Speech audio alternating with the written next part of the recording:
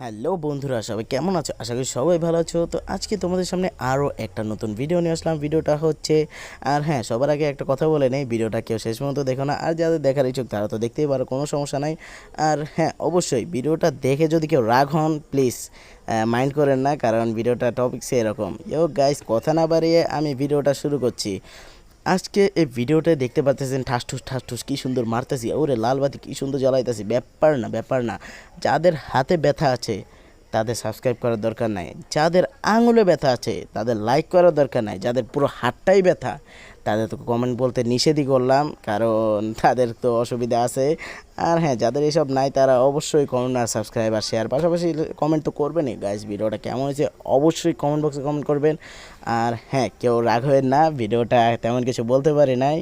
Guys, খোদা হাফেজ, by. তবে হ্যাঁ, লাইক আর সাবস্ক্রাইব করতে আবার বলতেছি ভুলে